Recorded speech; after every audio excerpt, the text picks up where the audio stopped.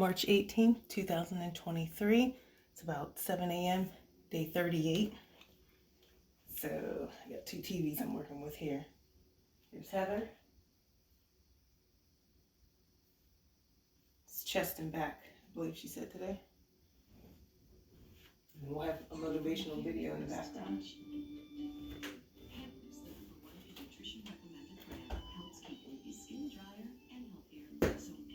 This is my motivation wall. I realized why I left it blank, to add stuff when I need it. So I got stuff up there to keep me focused and moving towards my goals.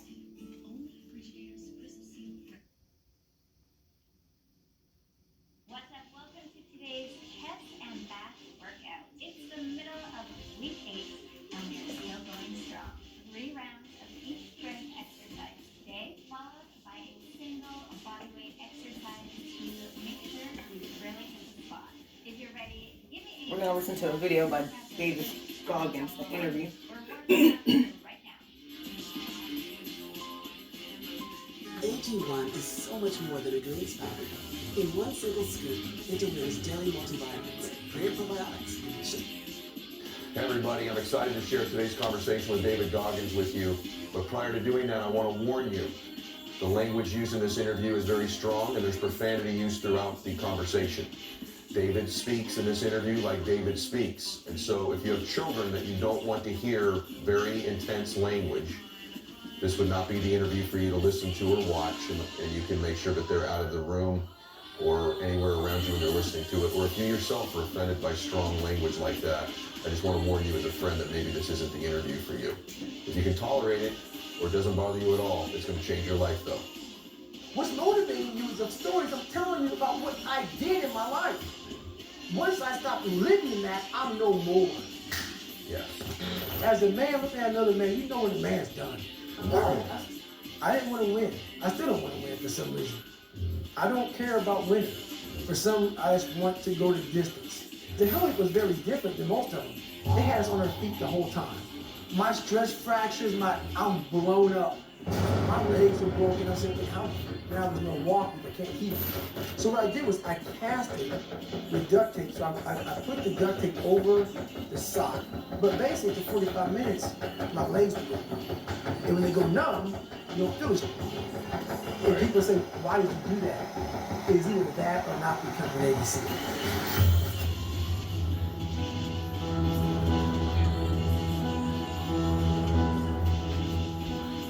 Welcome back to Max Out, everybody. I got it. Right there. That's Goggins, everyone. #1 requested guest, you don't know this, for my show the last 2 years is you. Really? Yeah, really. Honored. Honored. And I got to tell you, the best, by far, off-camera conversation I have ever had is what we've been having. I think you would agree. It's been good for you, too. 100%. It's been good for both of us. It's been real good. And hopefully that'll transition over to the show itself. But this is a gentleman who completed Navy SEAL training, Army Ranger training, Air Force TAC-P training. I believe he's the only person in history to do that. Yes, sir. This is a guy who did 3 Hell Weeks, 60-plus ultra marathons, ran with broken bones for 30 miles to get into one of the mega ultra marathons. And a lot of people calling him the toughest man alive. But I'm excited because I get to call him my friend now. I've enjoyed this conversation so much, and I think you guys are going to join the on-camera one. So this is Goggins, everybody. I appreciate you having me. Thank you. Thank you. Okay, if I call you David Goggins. That's fine, man. David Goggins is fine. Goggins, David, just don't call me Dave. Okay. Well, you're Goggins now, but you grew up David Goggins. Right. And most people know this about your upbringing because I want to get into this stuff. But I was fascinated before I met you, like, what makes this? Right. You know what I'm saying? Like, what are the circumstances, the conditions, the thinking that turn somebody into you, right? And so start a little bit with, like, how you grew up, because I think that's part of the story. Well, my dad, so I grew up in Buffalo, New York. My dad really helped create this. I'm not giving him credit. Yeah. Like, oh, he was a great dad, like clap my hands for his ass. He helped create this because he was just that, he was a devil. You know, he was a guy that had to be very insecure, very beat down. Something had to happen to him when he was younger. Because the way he treated me, my brother, my mom was just horrible. So he would beat us, my mom, my brother, my me, and I'm not talking like, oh, you got in trouble, so they give you a whipping. But he was drunk. So whenever he woke up, man, he woke up drinking. Went to bed drinking. And that's just how it was. And he'd get drunk, he just got violent. So my mom caught my dad cheating. We got home about 4 o'clock in the morning. So I'm about 7, 8 years old, and I hear some ruckus outside my room as I'm getting ready to bed down for the night. And my mom and dad are outside my room because there's a staircase right there. And my dad is smacking the hell out of my mom and knocks her almost unconscious. You know, she's kind of out of it. You know, she's kind of loopy. She falls down. He grabs her by her hair and drags her downstairs by her hair. And so at this age, I'm still thinking, man, you know, what the fuck should I do, man? Like, you know, I'm scared, but then something in me saying, you gotta go and do something. Oh my God. But I'm scared to death of this guy. He can beat the shit out of me since I can remember. And I mean, like, laying me out for nothing. And I'm still thinking, man, okay, man, like, what am I gonna do? So my brother, he and I were very different. When my brother would see the fighting, he would go to his room and hide. I didn't do that. I always stuck around. So this time I stuck around and I decided to help her out. So I go on the stairs and I jump on his back, and literally, he tells my mom, "You're raising a gangster." And she's like on the floor. And he was smiling, almost like proud, but that smile went to a frown pretty quick, and he beat the living hell out of me. And he beat me literally from my neck down to my ankles, like black and blue. So the next morning, I was gonna go to school half the day. My mom woke up and she pulled the covers back, and what she saw was how bruised I was. And so when she pulled the covers back and saw how bruised I was, I'll never forget looking at her face. Because she used to write letters for me, you know, for me and my brother to miss PE because we were so bruised up and getting beaten. So, you know, hey, he's sick or whatever. And so, you know, she was lying about my dad. So this particular day, she didn't write a letter. But when I laid in bed looking at my mom, she put the covers back, I'll never forget looking at her face. And her face is tattooed in my brain.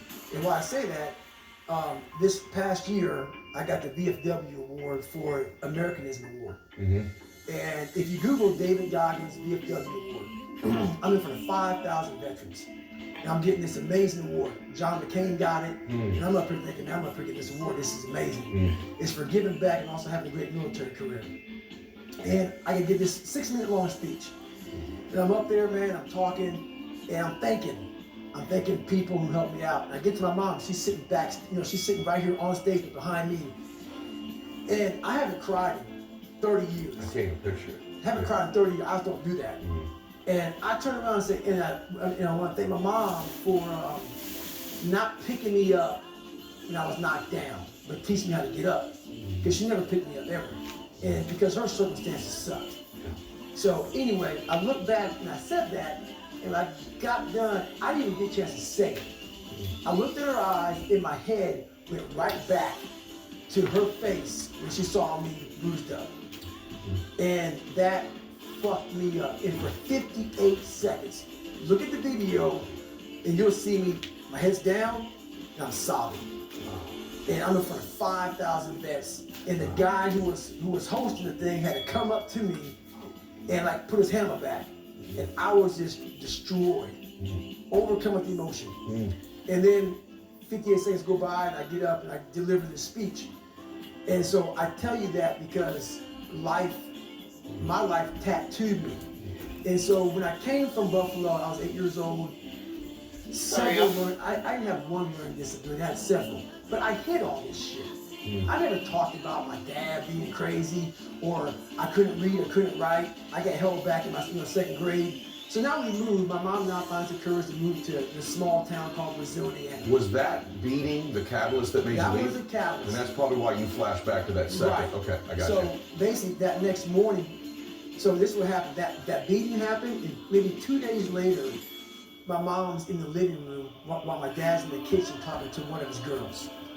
My mom walks in the kitchen with me and my brother sitting in our, standard locations at the table. My dad at the head of the table, me and my brother at the side of the table. And there's a phone behind my dad. He always talking on the phone, smoking a cigarette, drinking his scotch. And he's talking to one of his girls on the phone. And my mom walks in And this is where she was at mentally. She walked in, looked at me and my brother, and she said, "You guys can come, or you guys can stay, and I'm getting the fuck out of here." Oh, good. And so she was broke. Like, she was just broken. And I got my shit and I packed. I was going quick. My brother was kind of like, "What should I do?" So, long story short, he ended up coming with us to Brazil, Indiana, but he didn't want to come. We had car trouble. It's all in the book.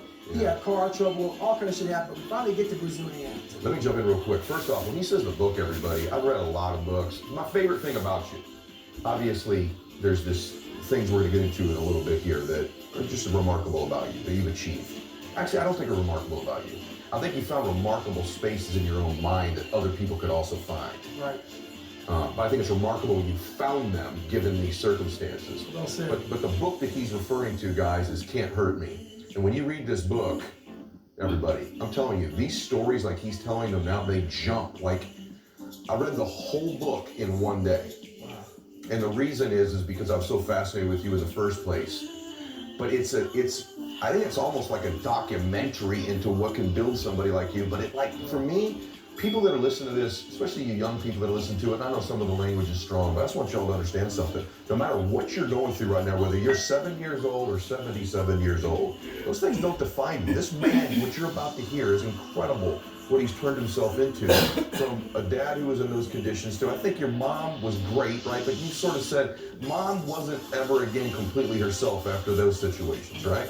Then he goes into school, has a learning disability, he's behind because he wasn't going to school, kind of starts just lying and cheating to get his way through school. Stuttered bad. Like this. My elementary year, I stuttered so bad, I had these white splotches all over my skin. I had patches of hair falling out of my head. Stressed. I was so stressed out from my childhood, and then now I'm in this situation where I'm like, God, man, I'm dumb. I'm not smart. And now I'm like this black kid amongst all these white people. And it just made me feel just fucked up. And my mom was working 3 jobs. We lived in a $7 a month place. She was never home.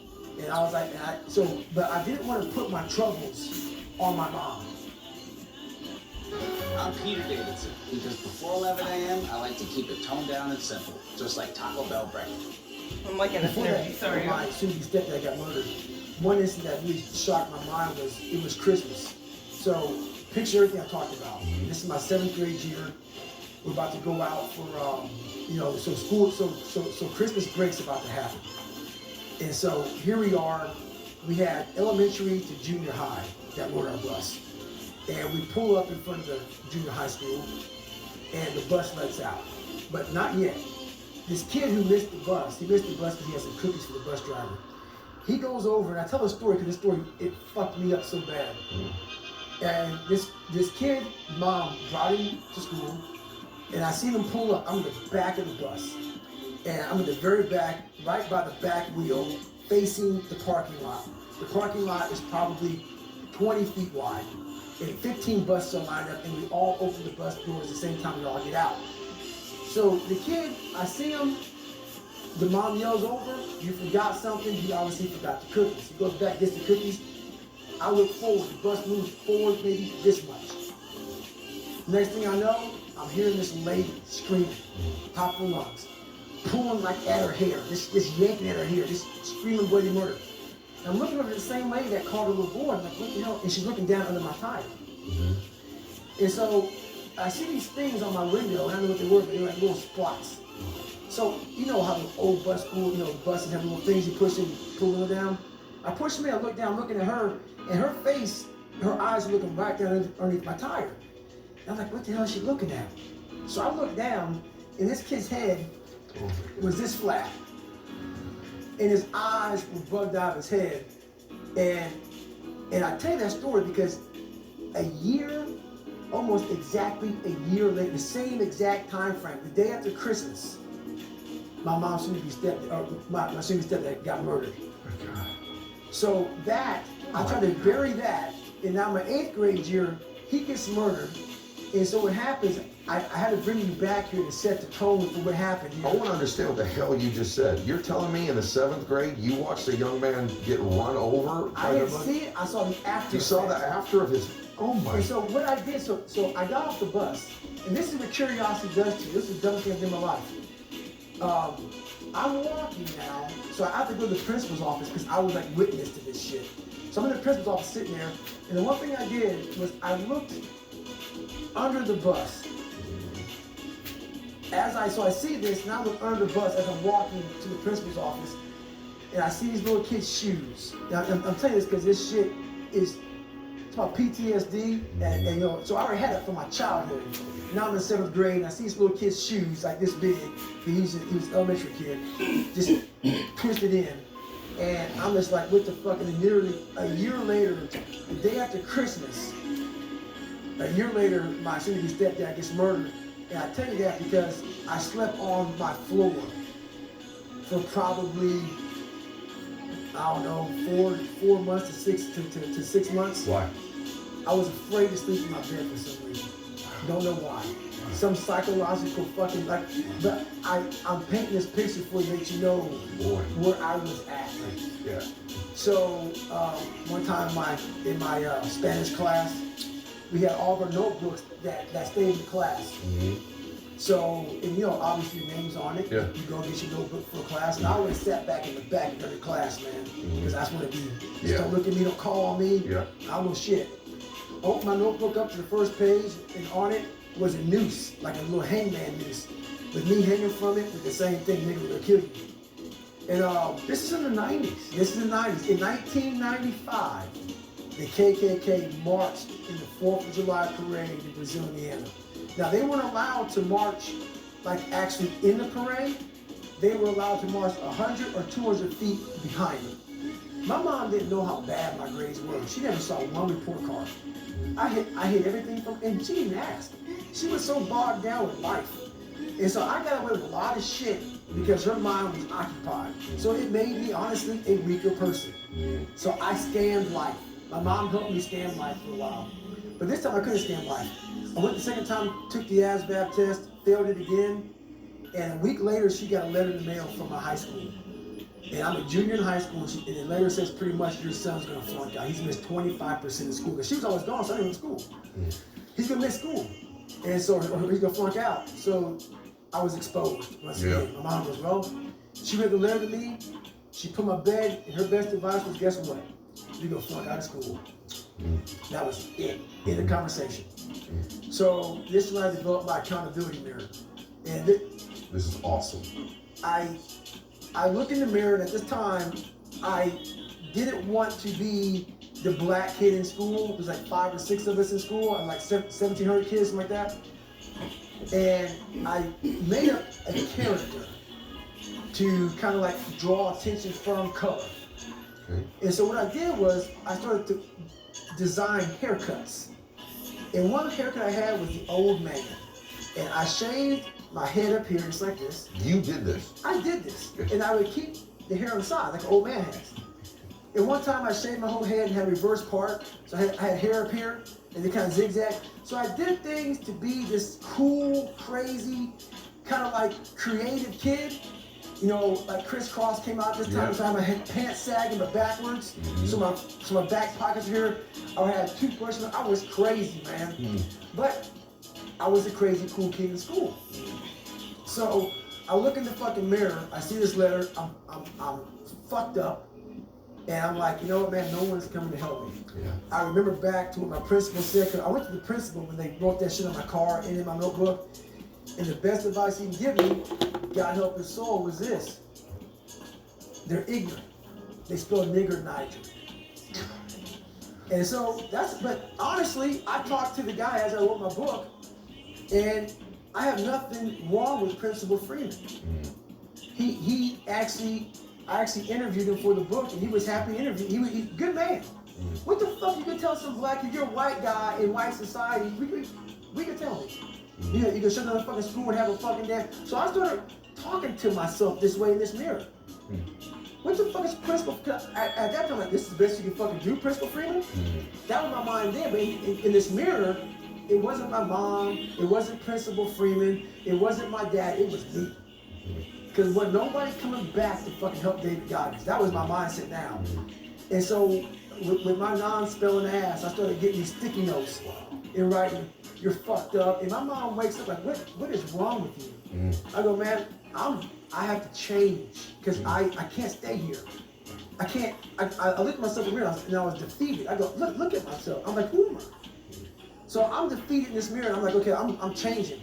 I said, "Mom, can we please get a tutor?" So we can only afford $15 a week for a tutor. So I have 4 hours a month. 4 hours a month. I had a 4th grade reading level, man. 4 hours a month for 6 months. That's all I had. So this tutor did one thing for me, very big. I wish I could remember her damn name. But basically, she saw that I was slow, very slow, couldn't retain shit. And I think she was joking. She goes, "You're gonna have to write down everything 1,000 times for you to remember this."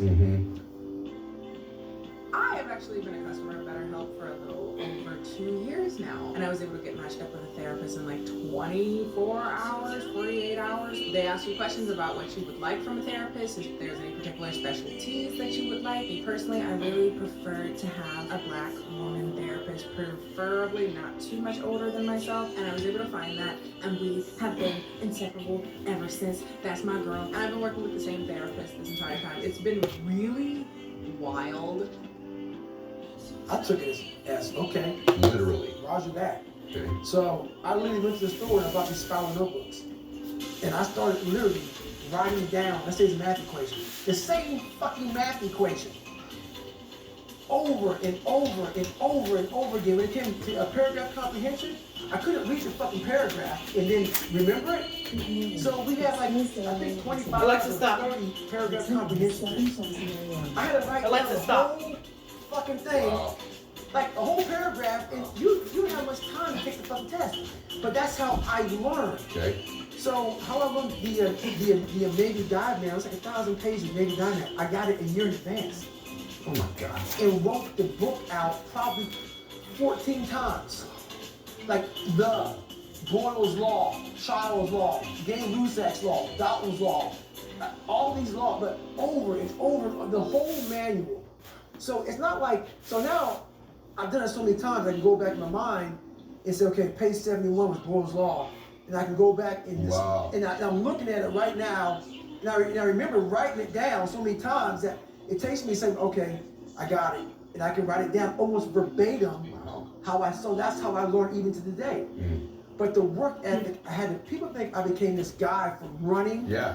No, I became this guy from fucking studying. I had to study for hours. What might take you an hour to learn, take me 2 days. So that's where, in this at the table, and my best friend Johnny remembers me like, God, like, you just changed. Something happened. I got obsessed. So I take the test, I score high, I get in the Air Force. And that's when I'm like, man, I'm gonna be a pararescuer. And this is when I realized, man, I teach myself how to swim. I taught myself how to swim, and this is when I realized, man, that I'm negative buoyant as hell. And there's a lot of things. So what gets people in 15, special y'all. operations is the water. Not swimming, but the water confidence. When they're like taking your air from you and your underwater panic. I was very uncomfortable. So long story short, I was there for 6 weeks. I was moving on pretty well. I was second in my class. And I was getting through all the water confidence, but barely. But I wanted to quit every fucking night. I didn't go to sleep every night. Just paranoid the next day of getting back in that pool. So 6 months go by, we have this medical examination, and they draw my blood, and they say, you have sickle cell. Sickle cell is a blood disease that some African Americans have. Basically, you know, if something happens in the stressful situations, stroke, heart attack, sudden death. This happened to a few African Americans in the military, so they pulled me from training saying, you can't do this job. And when you live a very stressed out life, like I was living, that's your norm. So not sleeping, being scared, that was my norm. I wasn't gonna quit. But when they pull you out of training, and now I'm fucking comfortable. So now I'm seeing my class of 24 guys. It was like 150, now it's 24 guys. And they're in the pool, and I'm on the side of the pool. I'm not in the water now. I'm seeing what I was doing. I'm seeing these guys struggling, panicking in the water, like wanting to quit. I'm like, fuck that. Wow. I'm not going. So now I'm comfortable. And I'm able to see now I'm not going back. So now, my big dream of being a pararescueman, I'm now seeing that do this. I'm like, I want to get out of the Air Force. Wow. I don't even want to be in the fucking military. So this is what I'm saying. So I'm hoping now that this sickle cell thing is going to get me kicked out of the military. Because I'm like, okay, I don't want to go back in the fucking, I'm done. So I'm not getting happy. Because now I'm like, I won't quit. They're going to medically drop me from the course. This is great. I can keep my head up. I learned how to read, I learned how to write, I passed the ASVAB test, but I'm fixing everything on the surface. I'm not going into the fucking dungeon. So the doc calls up, I go back to the doctor's, I'm like skipping down there thinking, I'm getting out of here, man. Medically discharged. He goes, man, you know what? You were doing good in your class, and we don't really know, we don't know how you got this far with this, whatever, so guess what we're gonna do? We're gonna put you back in the training. I'm like, fuck. So if I'm thinking now, I only have about a couple, 2.5 weeks left of training, I missed a week and some change. I'm going, you know what, great, man. I have to suck this up, man. I can do this. So I'm trying to motivate myself all the way back to my CEO, my command officer, Sergeant Lundberg. I get to Sergeant Lundberg. Sergeant Lundberg looks at me and says, Goggins, man, that's great. You're back in the training. You got to start from day one.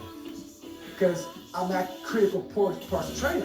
I can't miss that many days. And I'm like, but I was a great liar. And I would look at a hardcore man and tell him that I just fucking quit. So I looked at him and said, hey, you know what? Sergeant, man, this sickle cell thing, man, the doctor's talking about sudden death, stroke, heart attack. Hey, you. I know it's a weird question, but is your mind being nice to me right now? I ain't fuck my sickle cell. But I didn't know anything about it. I knew I was struggling. I knew I had some health issues, but I just thought because I was killing myself in what I was doing. And he said, you know what, you're right, man. I wouldn't want to do that either. So he gave me a medical out of pararescue. And he said, when we figure this out more, we'll have you come back. I wasn't ever going back. I'm like, I'm never getting back in the fucking water again, but I was able to leave on a medical. But I quit. Why do you admit it? Why do you tell this story? I have to. Because everybody thinks I'm the world's toughest motherfucker ever. Right. And I might be somewhere about that now, but that's where I was.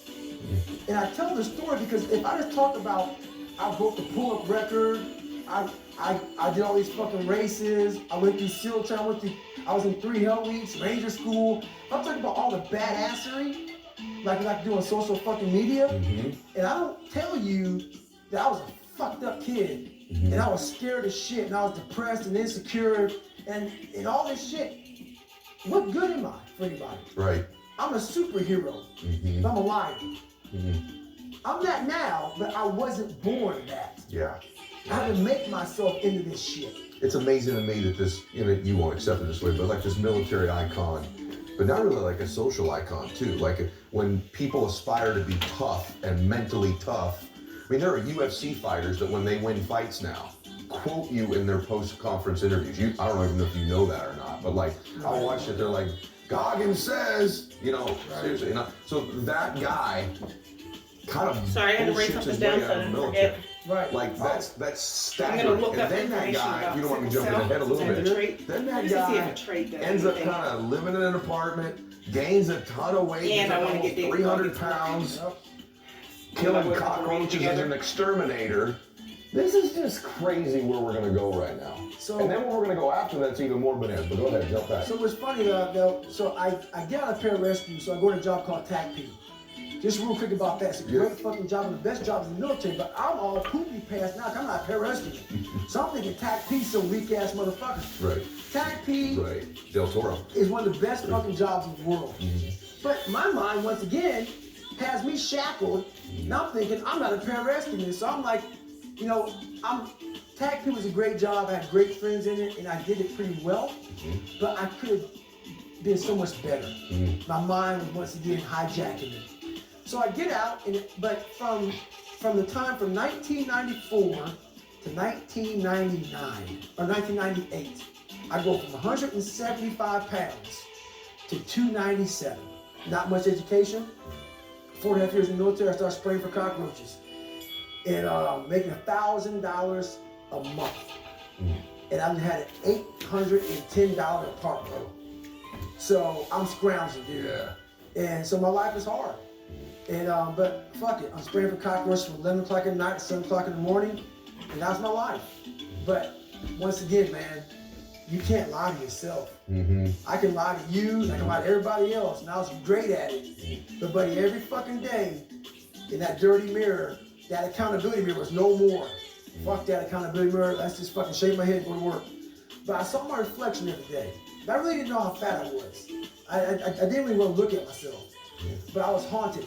These demons were in my head every day. Man, you ain't shit, man. God, dog. You wear this fucking uniform, you get in your fucking Ecolab truck, you go spray for cockroaches, you fucking go in the kitchens, eat your fucking brownies and shit, in the back kitchen, make shakes and shit while you're in there, man. I was like, fuck, man. So I come home, and I'll never forget it. I used to spray down Steak and Shake. My last stop at about 6:30 at night, or 6:30 in the morning. I sprayed down Steak and Shake, and they had this big, large shake. They gave me a special cup, and they just dumped the fucking chocolate milkshake in there, and I go across the street to 7-Eleven. I had a 45-minute commute home, and I'd go over to 7-Eleven and get these chocolate donuts, like the mini Hostess donuts. And I was popping them like fucking Tic Tacs, dude. I'd eat it, I just fucking pop it, boom. Just be driving, listening to the radio, popping them like Tic Tacs, drinking the shake. So by the time I got home, that box of donuts was gone. My mom lived about 2 miles down the road. She moved to Indianapolis, Indiana now. So what would happen is this. So I would eat that, and my routine was this. Shit you not, my breakfast was not that. That was my snack for my 45. So now, my mom, and this is no fucking shit, my breakfast, you know those fucking Pillsbury cinnamon rolls? Yeah. You got the 5, you got the 8. Yeah. I had the 8. So you had the 8, she baked that shit, and then it was 7 to 8 scrambled eggs hard, and half a pound of bacon well done, and I would chase that motherfucker down with Fruity Pebbles, 2 bowls, or Fruit Loops, something sugary. That was my breakfast after the fucking donuts and the shake. So this day though, I get home, call my mom up on the phone. She goes, "You want your staple?" I'm like, "Hell yeah, I want my fucking staple," you know? And that's how I talk to my mom. You know, me and my mom came up with some fucked up shit. Yeah. She goes, "Man, why you cuss so much? Because my life wasn't easy." Sure. So I'm not gonna sit and sugarcoat it for you. So my mom cusses at me but we have a great relationship. Okay, great, come over. And so at this time, my routine was to come home, turn the TV on, listen to the TV, like blare it, because like literally, I have this big living room, and my shower was like back down the hallway. I like it. It's mine. The price is blowing my mind. I feel so rich, yeah. I feel like a billionaire.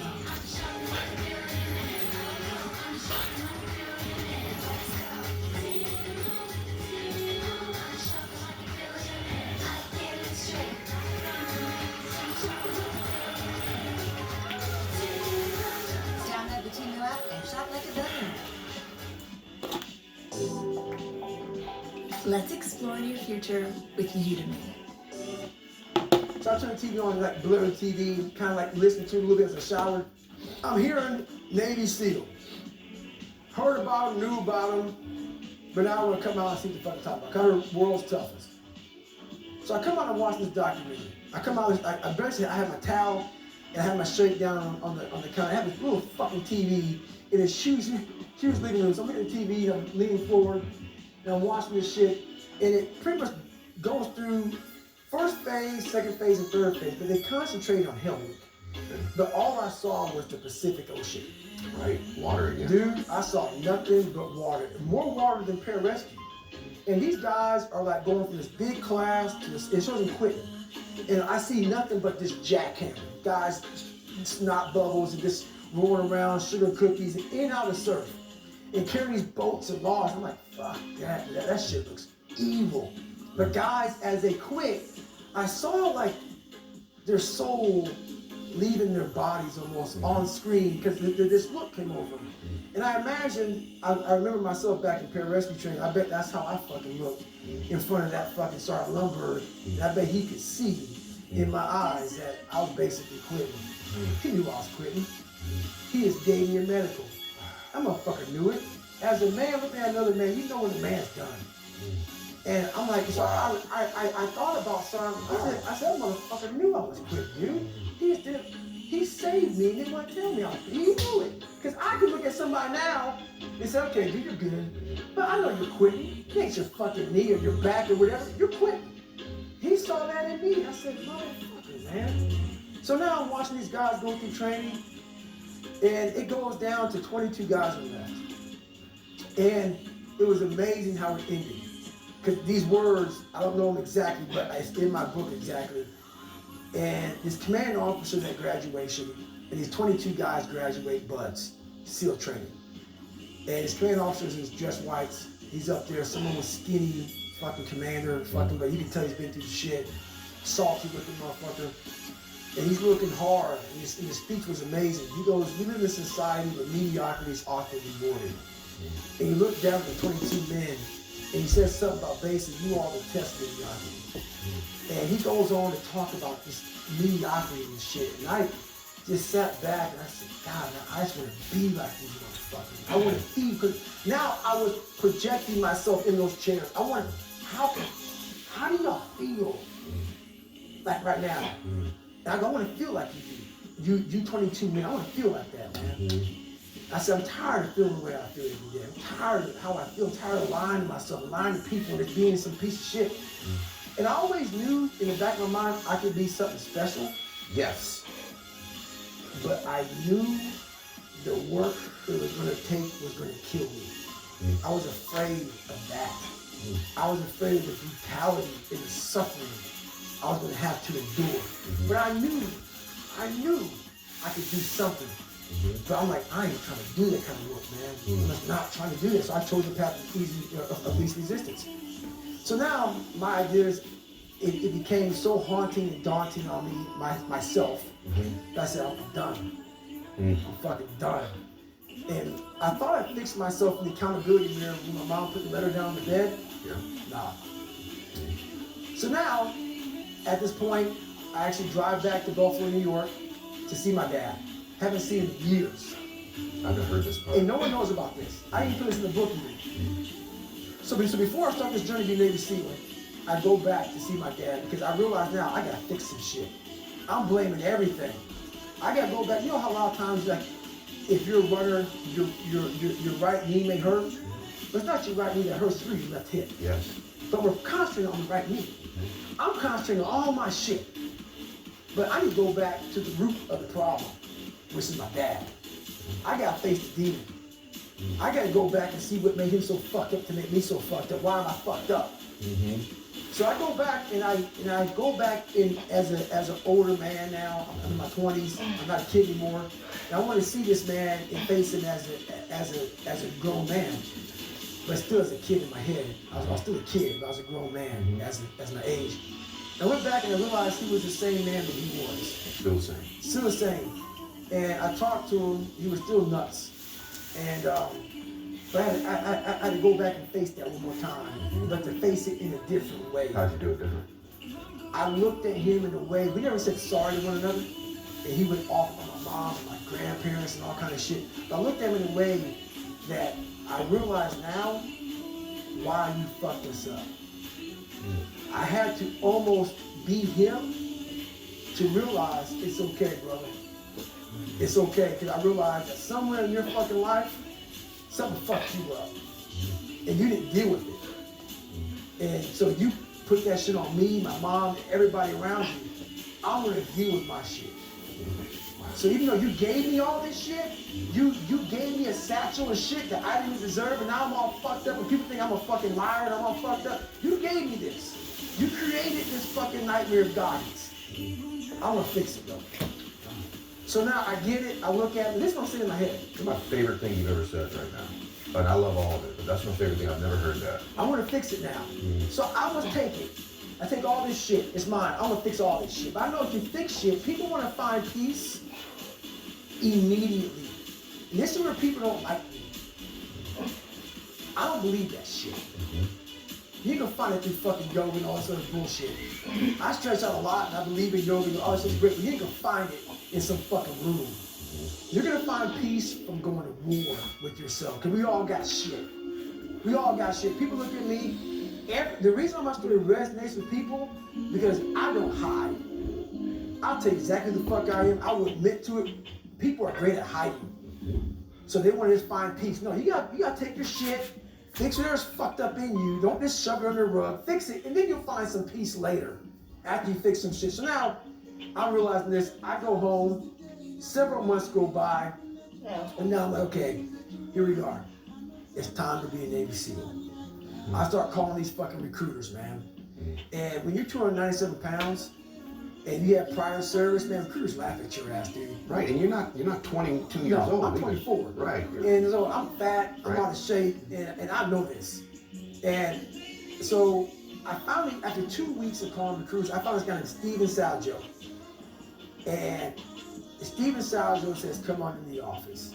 Mm-hmm. I walk in the office, he looks at me, and he's the first recruiter that said, you know what?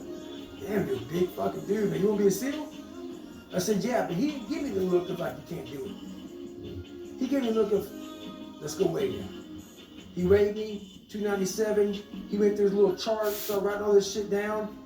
And he said, you got a lofty task ahead of you. I go, why? He goes, well, this program that I was trying to get into, because I was in the reserves.